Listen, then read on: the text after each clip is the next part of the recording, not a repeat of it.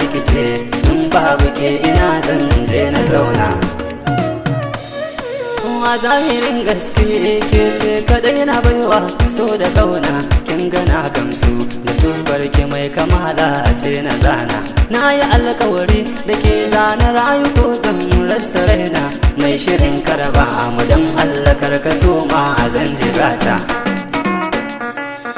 Tana fahimta ta shigar ta yar auta, tana da kimarta ki zana ririta, sannan na alkinta na kare haƙƙinta. Habiti kanwa ta na ce mata abin tunani na ruhi,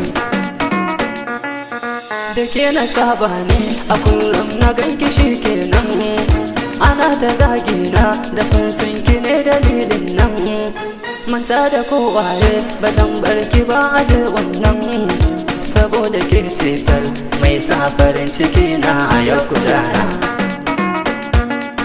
Tana da kyawu ga tilin gashi kunjiyar baba, tana da sufa ga kamalar ta bata min zamba.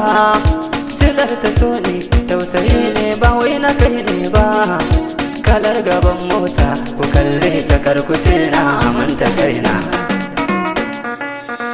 Ban halinki na kama zo na mai kama da umma, ki mun halinki na koya na yi nisa abin jinkirama. Sa'aranki sosai zan baki gata irin na mama, cikar muradi ko a mata nake kadai ce zana nuna. Na samu gona zan yi shuki amma dalilin ki, fure na kauna zan yi noma in kai shi badarki. Zafi da sanyi ba su hanna in zo in gaida ke, sai da ke zan yi in babu ke ina zan je na zauna.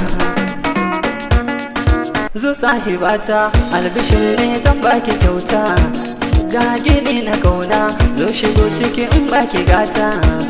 Kin sani akan ki na rufe kofa ban kulla mata, diyar mutunci ne tunanin ki ne yake sa manta kaina.